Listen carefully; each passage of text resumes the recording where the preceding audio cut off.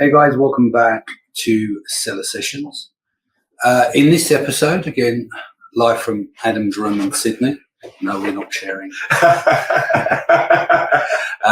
Live from Adam's room in Sydney. We won't cut that bit, we'll just leave that in. We're going to do a year in a review. We're going to do some personal life stuff. We're going to do some industry stuff. Me and Adam's had quite an eventful year. I'm sure you guys have as well. So kicking off with you. Yeah. What do you want to talk about first?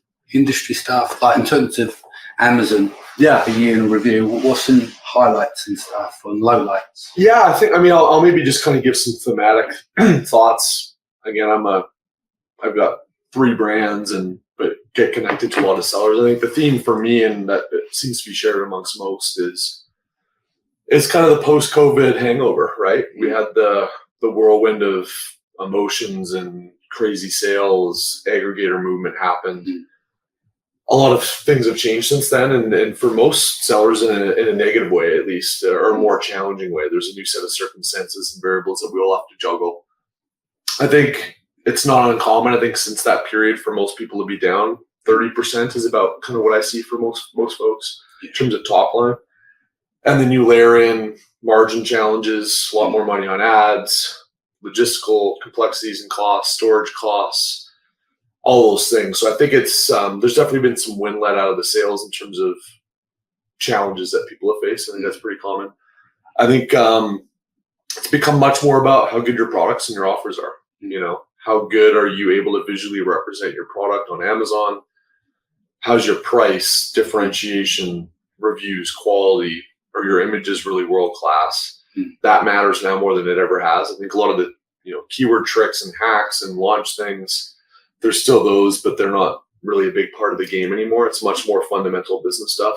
And then I think probably the final thing for me has been definitely the ad game has changed a lot. You've got organic SERP is fundamentally ads now, right? It's a big part of it. You can't avoid selling on Amazon unless you want to be good at Amazon ads. And it's been, it's more profit than they have from their 3P business. And clearly they've got a massive engine in terms of innovation and product teams and what they're trying to put their backs into on ads. And it's very much oriented around a central part of every seller's experience now needs to be, honing in on pay-per-click ads. So I think those are, I would say maybe kind of some of the downer things. I think the thing that's exciting for me is I think that folks that know how to create and curate and develop really differentiated products that are thoughtful, folks that understand their customers deeply, that know how to sculpt a really good visual brand and bring that to the table, bring audiences and external traffic to the table, and have a good business foundation of supply chain and logistics, they're going to win. I think there's going to be, but to win, you've got to be a more sophisticated business person, generally, not even an Amazon seller. Yeah. So I think if you have those skills to the table, if that stuff doesn't scare you, there's going to be a lot more chips to take because, the Far East sellers that just, were selling crap and or the Western sellers that were doing it as a little side hobby and just kind of chipping away with hacks, that game's fundamentally over now. And so one way to look at it is it sucks. I wish it was 3 years ago. Another way to look at it is hey, here's the new chips that were dealt and cards that were dealt. That's it. And then play the game differently. Yeah, play with what you give. Yeah. By the way, we're having a little happy hour beer as well. It's the appropriate topic for it, but yeah, cheers. Yeah, I think I've seen a lot of this side from the agency side. 2 things I want to cover. The biggest open secret, the industry's shrunk. It's got smaller. Yeah. So those coming in at the top of the funnel are less and less. Why? Because it's a real business. Yeah. So you look to 2-3 years ago. So I would guess, they won't give you numbers, there's less people coming in. So there's less activity, people running courses. Big time, yeah. And there's impacts elsewhere. And one good way of looking at it is if you go on to LinkedIn now, it's very noisy. So nearly everyone's doing content, all on LinkedIn because they're getting the organic reach. That's no knock, but you just see the volume now is quick fix. It's quick, and it seems where a lot of the, say, service providers are spending their time there and doing content. And so they should be providing value. But they give you some indicators. Yeah. You see what I mean? The other one, which is this year, I've named it the Hail Mary effect. So I mentioned on the previous podcast, since 2018, I see 2 to 3 accounts come across my desk a week for audits. If you add that up, 2 or 3 accounts over the period, it's anywhere between 600 and 1,000. So outside of a software company, effectively, which we are, because we build all our own technology, I've seen a lot more accounts than most people. And this year is what I call the Hail Mary effect. So I get more often than not people coming and their businesses are nosediving. It is like that. Yeah. Which is very sad, and I don't want that for people. I want people to be successful. But that's what I'm seeing. So be aware of that. Be aware the industry is shrinking. You've got to be strong and you will survive. You're all smart, which you won't fucking be already. You won't be listening to this podcast, listening to the smart person sitting next to you. But the thing is, it has shrunk, and a lot of people are having problems. So it doesn't matter how much boisterous, oh yeah, we're killing it, and that. Some are.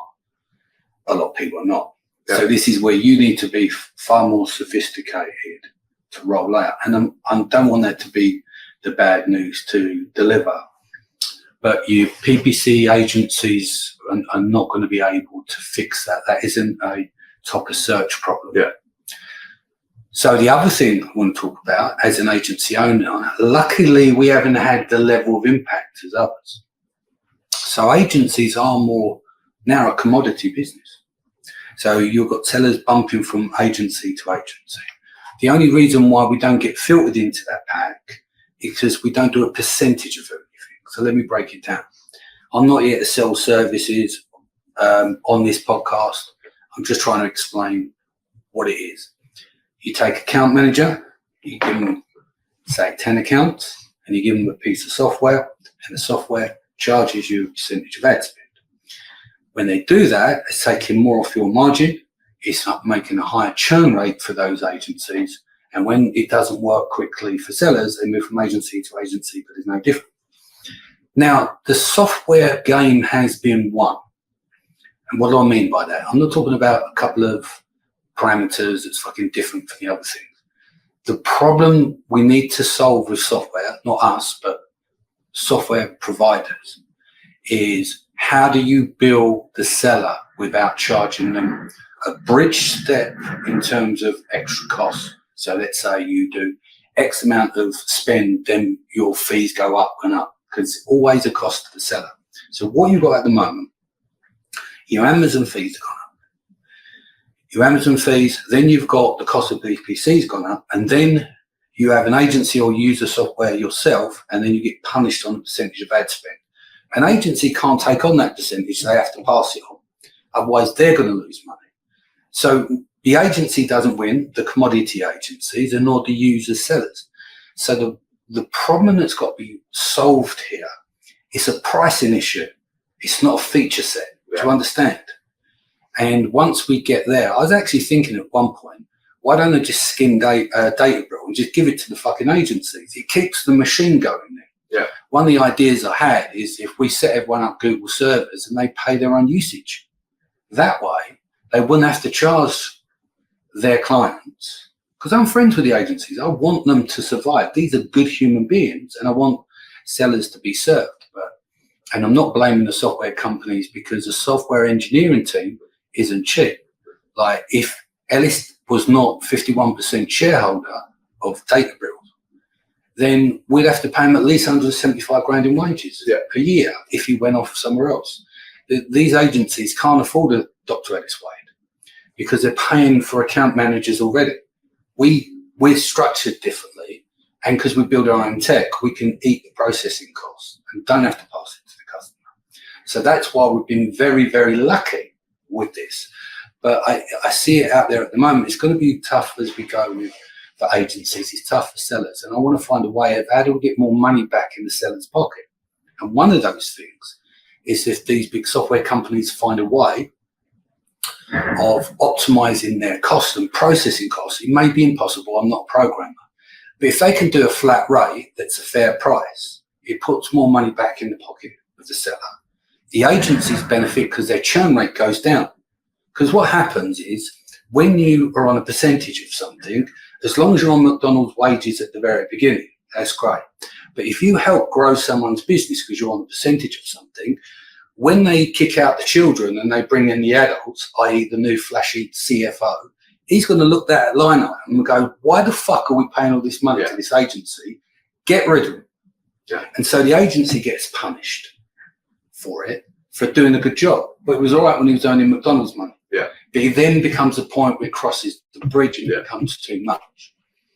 So I think that is one of the biggest problems we need to resolve, among a load of other things. But if someone can come up with a solution of a flat rate that's fair, more money goes back into the seller pocket, then everyone wins. Yeah. But that's a challenge. I don't know what can be met. I don't know your thoughts on that. But yeah, I think the other thing that I noticed too with the agency game, like you said, I think there's a lot of Hail Mary businesses out there. And the reason that they're going to agencies is they haven't been able to. They want you to save the business, yeah. And I think that there's not enough honesty and qualification in the audit process. Yeah. And because it's like, hey, maybe we have a 20% chance at course correcting this thing, and we're going to make $3,000 a month for 3 months. So at least let's give it a crack. Why not? And then a silly, short-sighted money. And then it's almost like dating or whatever, right? Then it's like that person gets beat up because they've gone to all these different agencies, and then they throw their hands up. So I think another part too is like being more thoughtful about pay-per-click can't save everything. Absolutely. It's tough out there for people. You know, I've got some very good friends, really nice human beings, and they're suffering because obviously what's going on, like the sellers are suffering. But someone's got to move the needle somewhere. Yeah. And I think it's going to be tough for venture-backed companies that are looking for profit with massive engineering staff. That's going to be hard to suck up that processing power as well. Do you see what I mean? Yeah. So I don't know whether that can give on that angle, but only time will tell, you know. But I believe the software game's won, like if you're realistic. Yeah. Going back to, you can't save the subpar product. Yeah. So if you can focus so much more, like ranking is 5% of your business. People go, what would you mean 5? It's only 5%. If you make world-class products and you're shit at ranking, you'll still get better results than taking some, not that you're selling shitty products. If someone says, I've got this product here and it's dog shit and it's too expensive, it's not going to sell. Yeah. Yeah. Do you know what I mean? Yeah. You bet it's all about product. Yeah. Because that last bit of execution, you can fuck it up. But if you've got a good product, you can obviously somehow make it work. Yeah. Because people are going to want it if it's that desirable. Yeah. You know. So they're the things that I've been thinking about recently. And there's another thing I've been doing a lot of is I've been getting clients from other people's agencies, and I talk them out of coming to David Brill to build a better relationship with their agency. And they're like, what? But I'm coming to speak to you. I said, it doesn't matter. Look, there's switching costs. It's painful for you. Once I understand why they're struggling, I said, this is just a communication problem. Tell them, sit them down, say you've been speaking to other agencies, and because I don't want to take other people's clients, and equally I don't want that transfer over. We've got all the setup to do, etc., etc. We don't charge for setup, and our contracts are open basically. But for sellers, that's a switching cost. It's still a pain to do. But an agency's not going to save for your business. Yeah. That's what I want to make clear. No agency can. No one's got the magic to do that. There is a level of sophistication. It's a function of your business. It's an important one, but nothing will save your product. PPC will not do it. The right keyword won't do it. The product is the product. Start there. Yep. So what about on a personal level? What's been going on with you there? Man, that's a heavy one this year. It's been an interesting journey for me. So trying to get all the dates squared away, but I sold my first Amazon business June 2021. So it was multiple years of my life dedicated to breaking free and living life on my terms and building the life that I wanted, which was not the standard path I'd been on. It was amazing, but turns out it was very much short-lived and a dopamine hit because there was other structural things that weren't right in my life, and they were magnified after that. Once you climb the proverbial mountain you think is going to unlock a bunch of stuff, and you get up there and you're like, well, shit, this this isn't the summit I thought. Yeah. Then you kind of got to go in and I know you're not going to go into detail, but I think Moran, what's his name? Ryan Daniel Moran. Yeah. Same thing, right? Yeah, very similar. Obviously, he's different levels to us guys, but he reached the top of the summit and he was like, is that it? Yeah. All this for this. Yeah. He felt empty, didn't he? Yeah, I think for me it was, I thought that it was going to unlock happiness. I thought that was the thing that once I get this, everything changes. Yeah. Or a lot of other things are going to substantially change. And in many respects, they did in a positive outcome. But then it also shines a light on, you know what, if your foundation isn't right in life, you can put whatever external accomplishment or, you know, rung on your trophy on your shelf and whatever else, but you've still got this foundation that, you know, you now have to shine a light on and realize what's what. So the past, so since that time, you know, I bought the car, same thing, didn't really bring happiness. Launched the course, was successful, didn't bring happiness. And then I had to really look at life stuff. So went through a really hard, I'd say last 18 months, got divorced. My life fundamentally changed on that. Businesses that were remaining were down 40%. Didn't honestly, some days have the energy even to want to get out of bed. It was one of those. It was just, you know, don't ever consider in my life, I haven't really been a depressed person, but I know what that darkness looks like. Because you just, all of your identity markers, right? I was the successful entrepreneur, knew all about selling on Amazon. I was a husband. All these markers that I thought were who I was. Become your identity. Yeah. And when they go, your ego dies. Yeah. When you lose those things, now it turns out that those aren't who I am. Those are things I did. Yeah. But that wasn't who I was as a human being. So the better part of the last year and a half has been really coming to terms with that ego death, which is really challenging. Also reorienting my life and discovering who I really was. Because you kind of forget in adulthood over decades, you just kind of get into the sequence of things and you just forget what life is and who you are. So it's been tough, man. But the good news is you know, really put my head down the last 8 months. The businesses are doubling again. So I've got the business thing figured out, but I'm approaching business in a different way. Like, I know that if I exit these, which is the goal for most of these in the coming years, I know what it's not going to be now because I've already experienced it. So I don't have the same expectations of what those experiences are going to unlock. I'm doing it and building things because it's fun and fulfilling to lock arms with my team and put my dent in the world and create businesses. But now it's also about, like, who am I really? Well, I'm not all those things. Selling on Amazon is a thing I do. Doing YouTube videos is a thing I do. That's not who I am as a human being. And so for me, what matters now, we're in Sydney here for a conference. I'm going to be here for 3 months. Like most of us, again, I accumulated external possessions because I thought that was going to make you happy. It's like these little dopamine hits. So I had 15 years worth of furniture. I had 8 bikes. I had a supercar and a Jeep. I had 2 vehicles. I had just a ridiculous amount of clothes, all this stuff. So I've spent the last 3 months basically selling and or giving away most of my possessions. They're now in a very small little storage container. And for me now, I've just realized that it's about building businesses that I'm aligned with, that I like building, that are fun to build, and not caring as much about the outcomes. Like, sometimes they're going to be up, sometimes they're going to be down. That's okay. You know, sometimes there's going to be financial success and outward success. Sometimes it's not. But if I like what I'm building and enjoy the process, that matters. And then experiences and people and human beings. I took that for granted for way too long. You know, you think that it's cars, it's selling businesses, it's views on social media, it's all these things. That's very empty dopamine. The real dopamine is living every day, having good friends, having good experiences, being Maslow's hierarchy of needs. Yeah, exactly. And so I've very much changed my perspective on happiness, changed my perspective on life. And it took being put literally on my knees and having my ego die for that to be revealed. I was there for you, brother. You know. Yeah, and you were one of the people I had to call. Yeah. But I'm really pleased with where you've come to from it, you know. Yeah. And I think everyone has a rite of passage. They have to go through changes. You individuate. You know, you were the husband. Now you're Adam. Yeah. Who am I? Right. So you start to look at what identifies in things and what you do and fucking status. Bullshit. Big time. Because when, there's a saying, when the lights go on, the music goes off and the crowd walks away, it's just you. Yeah.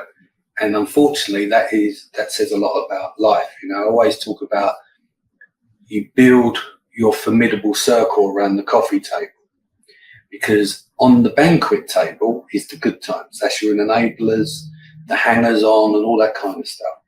At some point, because life goes in cycles, always remember them 4 seats in and around that small coffee table. Yeah. That's generally what's going to be left at the end of it if you've got some people that ride for you. Yeah. Yeah. And that is an important to understand. All this guru bollocks and flying around the world, speaking on stage, great. But that isn't my identity. I do those things, and you're listening to probably sick of my voice, but listening to the podcast, I'm trying to give you information, but people get locked into these things. Yeah. There's 3 things I now optimize for, and all 3 of them you cannot buy. And that's peace of mind, a healthy body, and a house full of love. All take work, all need maturing. You can't put a cent on any of those. They have to be earned to get them. So I work on those, and then what happens like you work on your business to make more money, or you work on this to grow this project, and da-da-da. I only focus on those, and the side effect of them being in place has massive impact on everything else. Yeah. So I'm targeting from over here to get results over here as the side effect. Yeah. Does that make sense? Yeah. Yeah, I think the other thing for me too, though, was a big shift. And this was a really, really tricky one for me, because I believe that a lot of the most incredible things and experiences, accomplishments that have happened in my life were because I thought about them deeply, I cared about them, and then I've used manifestation, whatever the word is. I wouldn't use that terminology, but visualized, felt like it. And that helped guide me to those accomplishments. Sometimes that took multiple years, like selling my first Amazon business.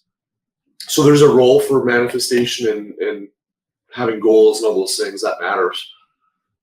What I've really had to reorient, and it's a very tricky balance. I still have goals. I still have things I want to do and accomplish. But being outcome independent and focusing on presence has been a really, really big shift for me, because I've always lived in terms of replaying the past, good and bad, and or fantasizing about this future outcome, and it's going to happen this way, and this is going to be this number of millions of dollars, or this thing, whatever. And I think the one guiding principle of happiness I've had to learn the hard way is that it's about doing what's true to you, being aligned with your intuition and what feels right, and knowing who you are, residing in that place. And it's like the Fight Club scene where he takes his hand off the steering wheel and just like, let's see where this goes. I don't know where my life's going to go. I don't know where my businesses are going to go. I'm not attached to the outcome. Yeah, I've got goals and I've got directional things I'm obviously nudging towards on a day-to-day basis, but I've given up trying to forecast, manipulate, contrive exactly what's going to happen. And I just know that I don't know what's going to happen, but if I do things that are right for who I am, and I'm listen to my gut and intuition, I do what feels right, and then just enjoy the ride. There's going to be good things that are going to happen that you don't anticipate. There's going to be bad things that are going to happen that you don't anticipate the way you want. But it's going to be, if you take the perspective of it's all going to be meant to be, and it's going to be part of the experience, so I'm just going to ride it out and enjoy it. Like, that is a much more healthy way for me to live life. I think most people live life without having these, because no matter what happens, it's not going to happen how you think it's going to happen. And the outcomes aren't going to be exactly what you think they're going to be. Yeah. And if you define your happiness as this particular thing happening in this particular way, you're going to be disappointed. And you're going to be on your knees, and you're going to be like, what the F did I just do with my life? So. And happiness is a fleeting emotion. Very much so. Yeah, absolutely. And it's optimizing for contentment. Yeah, I don't even like happiness. It's probably a bad. It's a bad word to use, but yeah. Yeah, but people will, like, they pursue and chase happiness. Yes. And because it's fleeting, as much as the dopamine hit can be there, minute gone, then what do you do with the rest of the hours in the day? Yeah. So it's working out, and I think if you can get to a place of peace, most people will operate in chaos on an internal level. They lack emotional regulation and emotional literacy. You can do this work. There's worksheets online. And as a man, I'm talking only for men, you ask most men, what would they want? And they will say peace. But they have to build peace around them. Peace will give you contentment. Yeah. Happiness is great. And that becomes a memory. But on a sustained level, if you can be content and at peace and get on with your day, your days pass freely and nicely, and you don't always get attached to the outcome. Yeah. It's the journey that matters, getting a big woo-woo now. Yeah. But it's the journey that works. Very much so. Not necessarily the grandstand at the end. Yeah. I mean, look at Exit. Go and listen to nearly every life after Exit. I mean, it's not that they're boring because they're far from it, but it's like, what? Yeah, we done fuck all. Oh, got bottle one. Yeah, but you just had, yeah. It's all right, we looked at the numbers and then we started panicking. We never had a wage coming in the house and we didn't want to touch the principal. Do you see what I mean? So like you said, from the outside, people go, yes, you had an exit. It must have been amazing. You'd be punching the air. Yeah, it was all right. I was fucking knackered after it. Yeah. We had a bottle of wine and then we just chilled out. Yeah. And then you realize the emperor had no clothes all along. Yeah. And that's the scary part, So it's it's super. But I think the exciting thing for me is that I think as I've learned over time, to your point, there's good things and bad things that come in and come towards you, but it can all be beautiful if you have the right perspective. There's not many bad things that are going to rattle me at this point in my life because I've seen a lot of stuff, especially the last couple of years, where it's like most bad thing happens to you for a reason. I believe that I was put on my knees and I had to have my entire ego dive and a lot of bad things happen for me to realize what mattered all along. And if I didn't have those experiences, I would have continued to drudge along, doing the exact same stuff. Self-awareness, same cycles. Yeah, same exactly. bullshit. Yeah, exactly. Yeah. But yeah, life can be I think life's beautiful, good, bad, and different if you realize that it's fleeting. It's always, everything's temporary. I think that's an important thing about being present. And then it's also, it's going to take me on some unique experience. I don't even know what's going to happen yet. And I think if you look at most of the negative events in your life, you wouldn't want them to happen. You don't want those experiences to happen again, but they change fundamentally who you are as a human being. And we're likely the nudge that you needed to be where you are right now. Yeah. So. Yeah, I think one of the toughest things this year kind of all come to a head, which was, I think it was September 6th.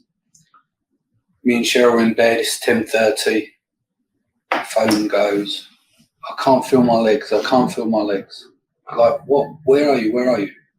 I don't know, I'm in a crash, I can't feel my legs. So my daughter Maya, she's 17, passed her test a while ago, and she was driving back through the villages. And it's only, and I say this to everyone, make sure you've got all your children on Life 360. Because in that moment, I'm sitting there thinking, I've already lost and buried 2 of my children. Don't tell me. Yeah, I'm going to lose my last child. Me and Cheryl jumped out of bed, got straight in the car. We're silent. I'm phoning the police.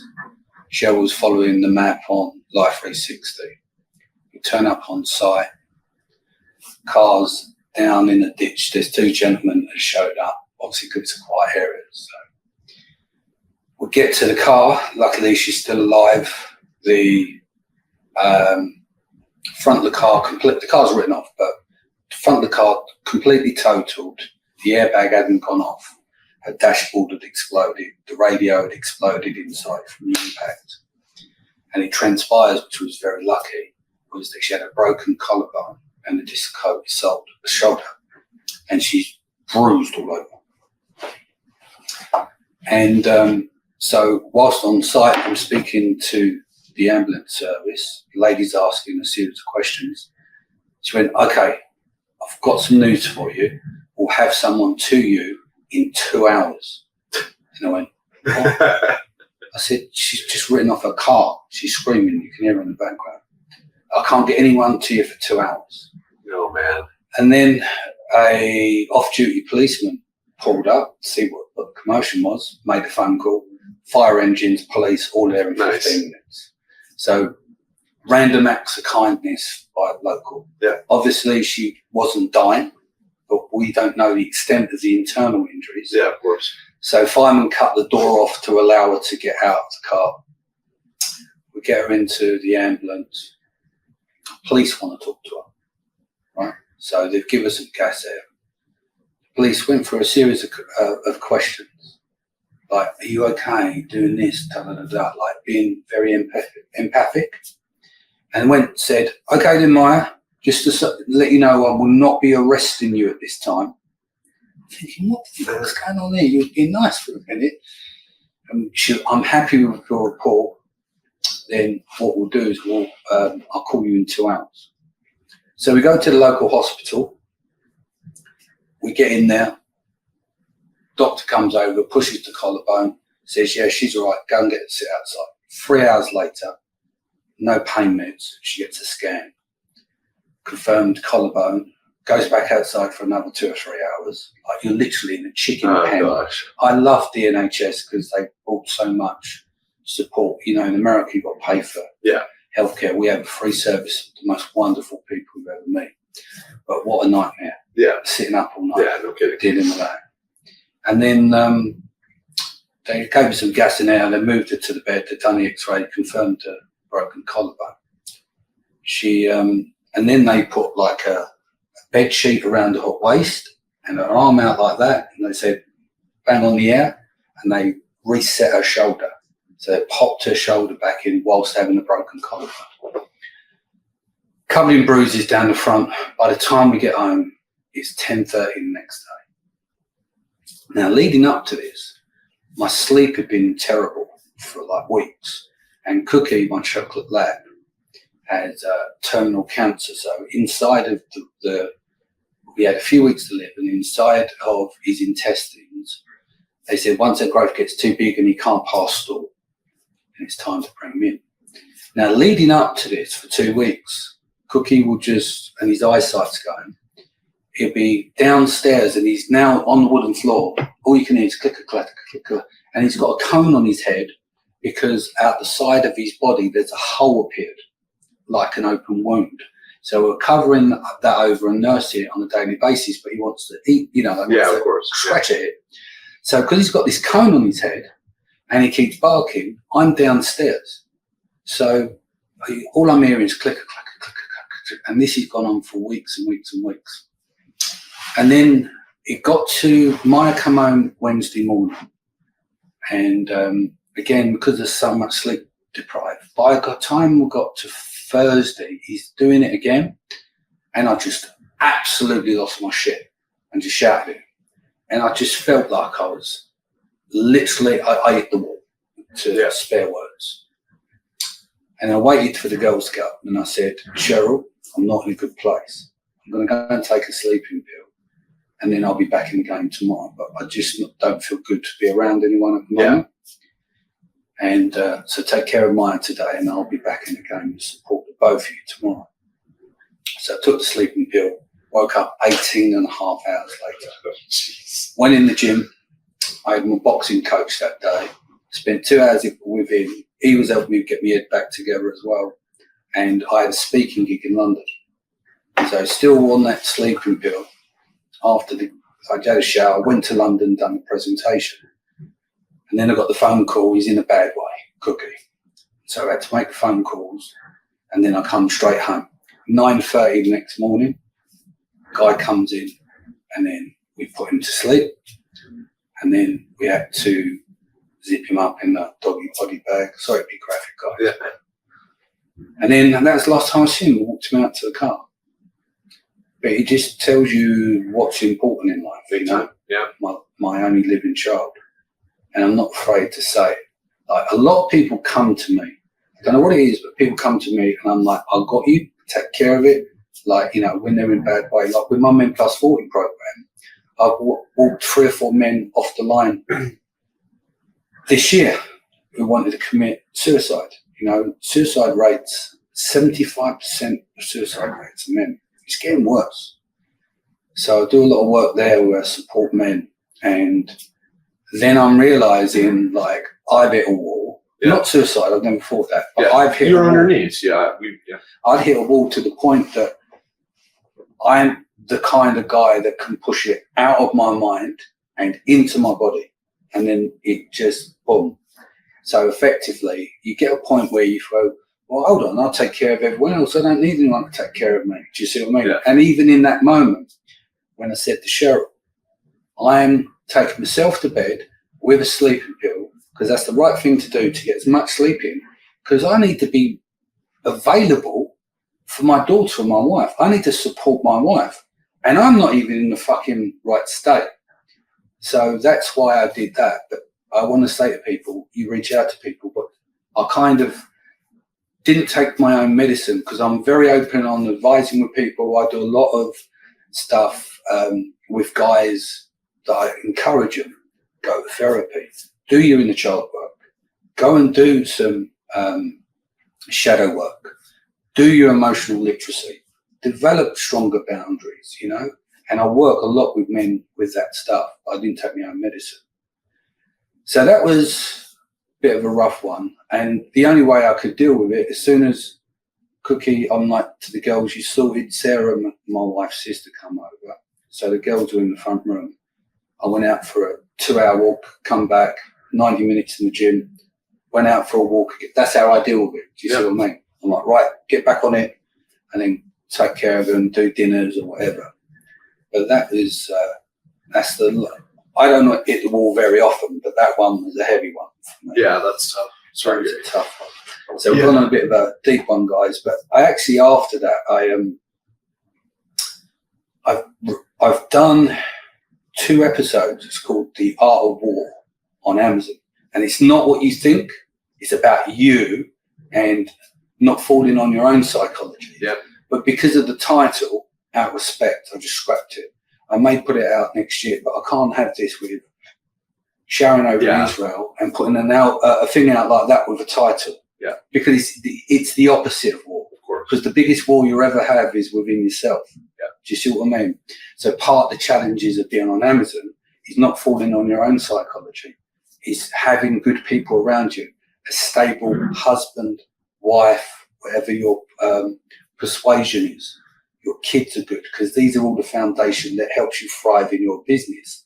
If your foundation, which you talk about, is right. So I'll probably put it out at some point, but I think it's a good time to start talking about Sharon now. I message her and Yoni every day. I messaged her earlier on and said we'll have a chat.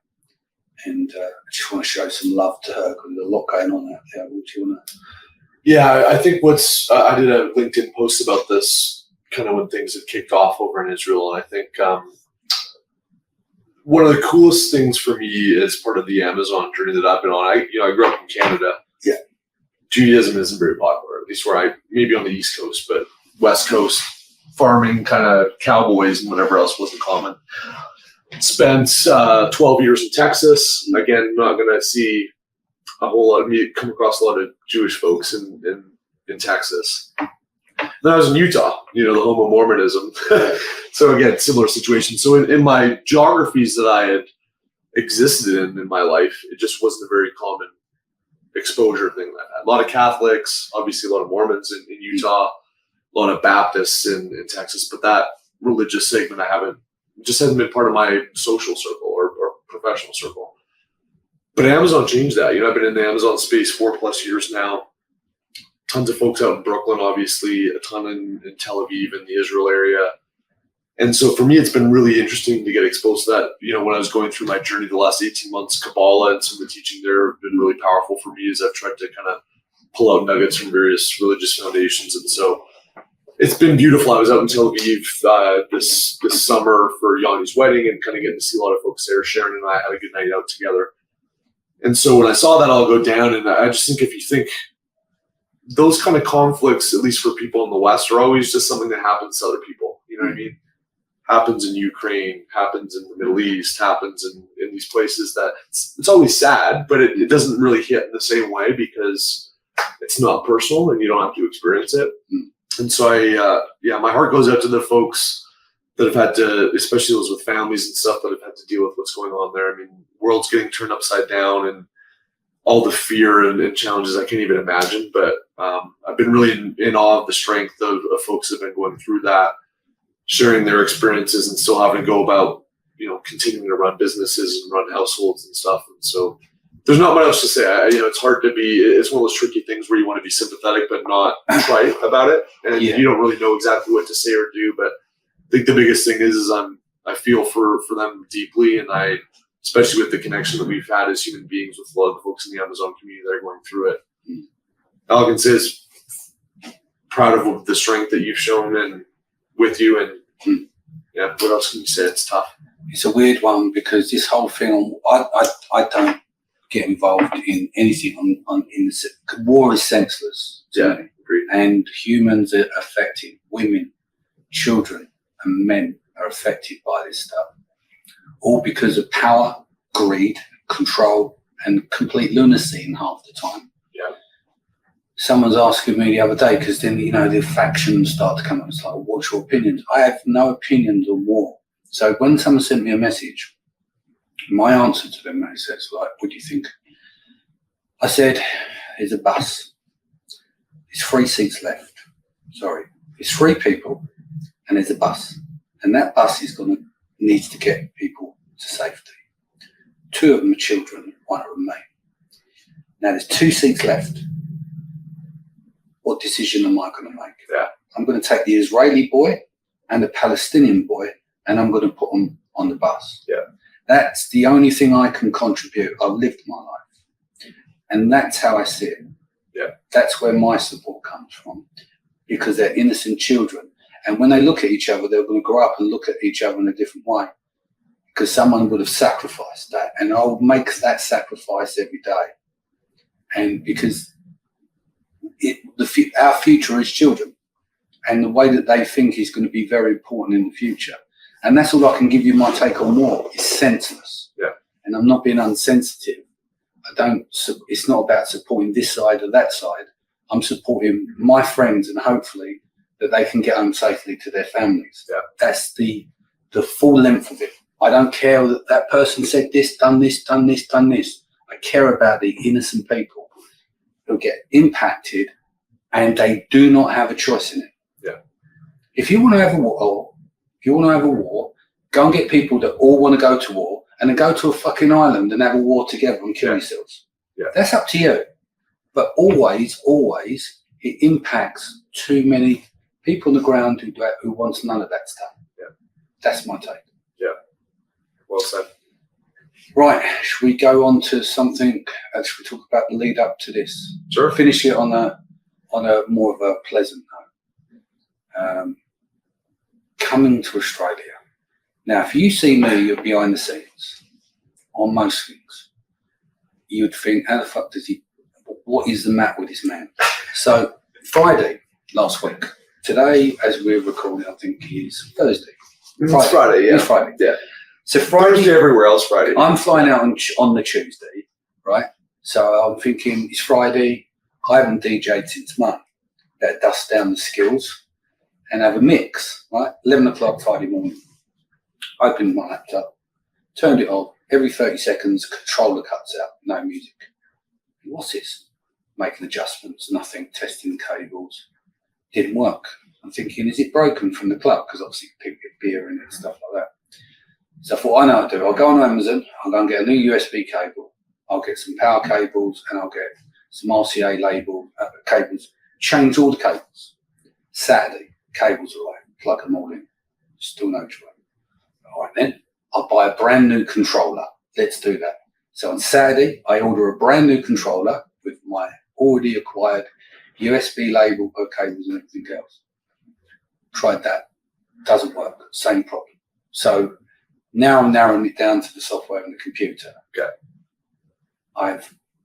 By this time, I'm also sending messages out. I've phoned a mate, asking to get in contact with one of his mates who's an engineer at Pioneer, because the controller's made for Pioneer. All right, fill these in this log report, take some screen grabs, send them all over, take a look. In the meantime, while that's going on, I'm looking at the software, and it's had an update. So I use a software called Recordbox. And then when it comes back, the engineer's report said, you're on the wrong operating system, you need to upgrade. I said, I don't need to upgrade, I'm using Recordbox. He said, no, Recordbox is automatically upgraded the software to on your operating system that it doesn't work with. So then I had to clear a load of shit off the computer and then upgrade the operating system, and it worked. By the time this is noon Monday. Now I'm all invested. I've got a new controller. So I'm about to set up all the effects, learn how to use it, practice on that, and then I had a small window to start packing. Cab driver picks me up Tuesday morning, 7 a.m. Get to the airport nice and early. Go into check-in. Where's your visa? I went, what visa? So your visa's expired. So I had a visa from last year. Yeah, it's expired. Okay, what do I do next? Well, you need to go to the Australian embassy. I said, no, what do I do next? Let's be serious now. Because I know that's what I've got to do. But what about, is it online? Is something you could advise me on? Has this happened to you before? You know, how long is it until the gate shuts? Till you shut here, not the gate, but luggage, right? You got 1 hour and 10 minutes.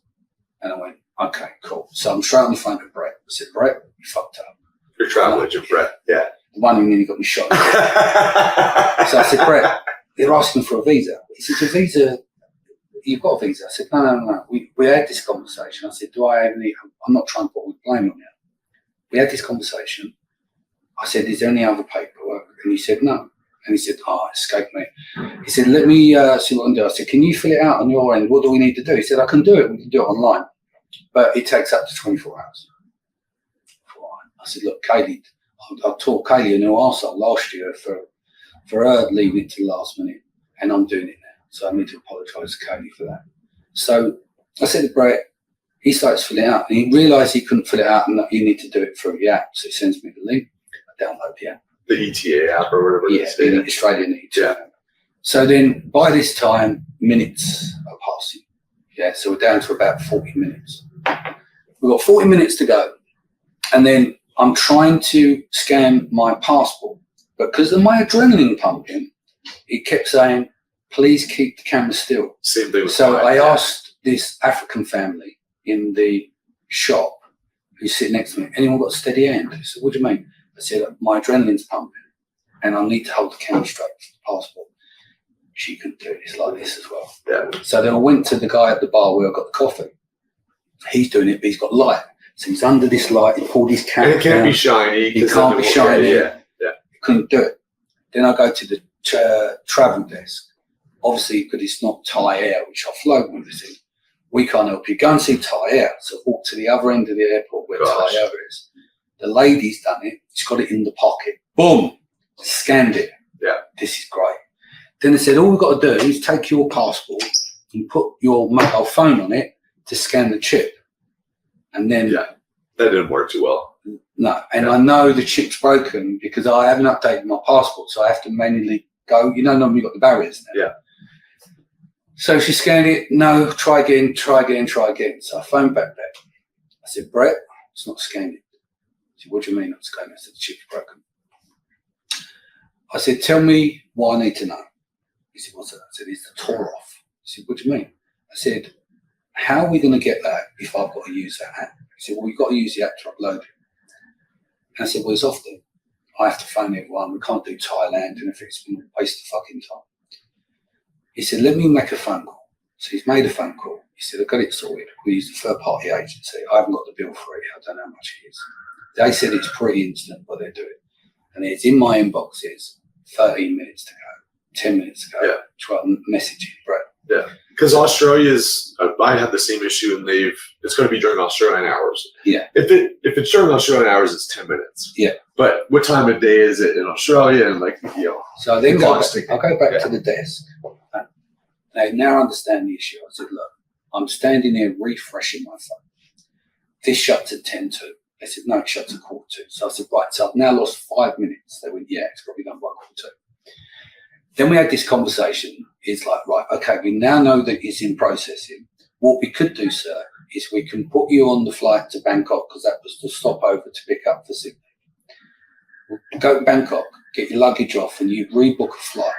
Yeah. There, and at least you're underway. I said, yeah, let's do this. What's the time? It's 45. So, sir, we're gonna have to just do this to Bangkok. At 46, she grabs the passport. She goes like that, and I've refreshed at 10:46, and I'm like, I got it, and she went, don't worry, I got it on the system. It's just come through. Nice. So I'm thinking, there is a God. There is a God. So I then, there's no big rush. The flight's still an hour to take off. So I go into the terminals, go clear security, and I thought, I'll stop at the shop. I'll go and get some antihistamines so my face is not Elephant Man if I drink any red wine. So I went in there, I've got some antihistamines, and then I got to my gate, and everyone's sitting there. I said, how long have we got? Can I go and get some food? Yeah, you got 30 minutes or so. I didn't want food. I wanted some beer to calm the fuck down. Yeah. So I bought myself a couple of bottles of beer. I've sat down. I'm drinking these beers. And I thought, better go to the gate. You know, you do the body check. Keys. Yeah. Mobile phone. Yeah. And I always put them in different pockets every time, so I'm always stressed out about it. Yeah. Passport. Where's the passport? Oh, God. Where's the passport? Where's the ticket? I'd lost it. I was like, what the fuck? How can all this shit happen to me on this day with this leader? And now I've mislaid the passport and ticket. And then I thought to myself, it's in W.H. Smith's. I must have put it down in W.H. Smith's. Which is what? It's 7 minutes walk each way. Is it like a store or something? Yeah, it's a store where I've got the antihistamine. Oh, yeah, I got it. Yeah. So I'm like, I've got to do nearly a 15-minute round trip in the hope that no one's just pocketed the passport. Because people would. They're valuable in terms of giving to people for whatever you want to do, right? And obviously there are people that hand them in. But luckily what happened, I've come back round to Cafe Nero where I've got the 2 beers. I'm on the floor going through my bag, taking one eye on that time to double check. I looked up and there he was. He was standing there with my passport. Who was? Said, you left the server. Oh, no way. So I end up getting in, on the flight and getting out of there. So that was the story. Just to get here. Yeah. It was like the Olympics of pain. Yeah. To get it. But I think it's a funny story for other people if they've got this far into it. So I wanted to finish it off on a lighter note, and I wanted one to do very well this year. I hope you're smashing it, and be good to your families and have some good downtime after the Q4 craziness subsides. Do you have any other final words? No, man. Excited to be here in Australia. Like you said, it's a gauntlet getting out here, and it's an ass kicker and jet lag real coming out here. But really excited about the event that Jamie and Mick are putting on from the NBA Network. People here are great. So, yeah, same thing. I mean, it's life is anything but an up and down windy road, and I think you just gotta. There's beauty in all of it, and so. Same as you, I wish everybody a good Q4 and 2024. Hopefully, is going to be good to all of us, but we'll see what happens. Absolutely. All right, guys, take care of yourself. I normally say here, don't forget, Sharon will be up next. I don't know when she'll be back, but hopefully we're going to have her back soon. And please send her a message and give her some love. And me and Adam are signing off. So take care of yourself and your family, and we'll see you again soon.